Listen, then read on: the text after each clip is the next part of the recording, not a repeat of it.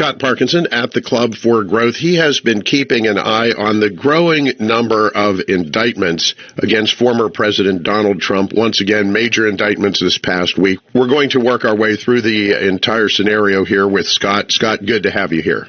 Thanks for having me back, Loman. So now we have, Scott, the president indicted relative to his actions surrounding January 6th, which, of course, has been a major rallying point for the left and for Democrats now ever since it occurred. Your thoughts on the latest indictment and what impact it might have on the presidential race? Wow, what a loaded question, Loman. Thanks for teeing me off with a softball today. Well, I got to tell you, brother, this is one of those situations here where I think that people on the right, people that are Trump supporters, have been watching Donald Trump over the last several months close the gap in the head-to-head polling against Joe Biden. Trump has positioned himself as the front runner for the Republican nomination, and there's a lot of people that look at the political timing of the latest indictment here on August 1st as something that is not just coincidental as it pertains to Devon Archer's testimony behind closed doors to Congress related to the Hunter Biden bribes and Joe Biden's involvement with those business dealings. It's not just a coincidence that the pollings have narrowed and that the timing of the indictment comes out right now. It seems like many people on the right believe that this is a situation where it's rules for thee, but not for me, when it comes to the alleged crimes committed by the Biden family and the alleged actions from President Trump in relation to January 6th and the Stormy Daniels indictment, and then also the Mar-a-Lago documents. We know that January 6th is certainly a stain on American history. But that being said, when you think about why so many Americans were marching toward the Capitol and what their frustration ultimately boiled down to was whether or not we had free and fair elections. After 2016, Hillary Clinton began the resistance, right? You had all sorts of people saying that there was Russian interference as to whether Donald Trump was dutifully elected president of the United States. And in 2020, we had a similar reaction with the boomerang on the other side, with many Republicans not trusting the reforms that states took when it came to unconstitutional actions from many governors in blue states where they changed election laws and ran up the score with early voting, mail voting, drop boxes, things that most voters were unfamiliar with.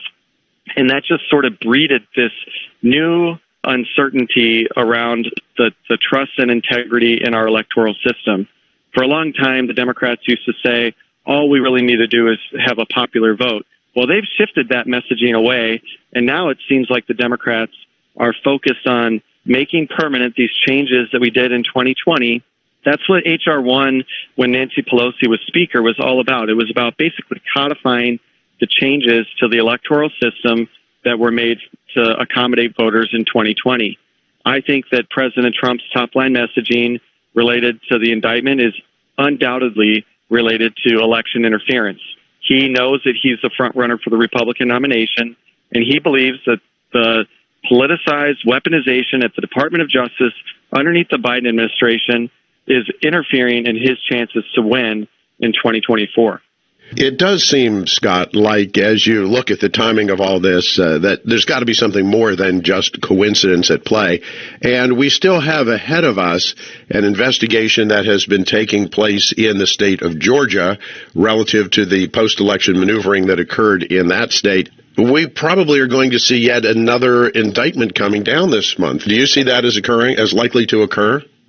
Well, it's difficult to predict the timing over the next month and let alone the next 24 hours, right? I think that that's part of what's exciting about politics is that it's very, very difficult to predict the future. Everybody always talks about the October surprise. Well, what's going to be the surprise in January 2024 or in August of 2024? When are these convictions potentially going to be handed down? There's so many questions related to that. As I look at the most recent indictment here related to January 6th by Jack Smith, there's one thing to keep in mind here. There's very, very serious allegations from President Trump and his role that actually could lead to the death penalty. And if you think about how outrageous that is, I could never imagine the United States of America being a place where we put to death a loser of an election based off of these weaponized and political decisions being made by a U.S. Special Counsel, Jack Smith. We've looked at Smith's history. We've looked at the activities of his family in relation to supporting Hillary Clinton and Barack Obama and others. We know that the Democrat Party is playing for keeps, and for far too long, the Republicans have sort of said, hey, let's let the process play out here. We don't know exactly what happened. Well, I think that there is a growing movement on the political right where they're losing trust, not just in our electoral integrity, but in the judicial system.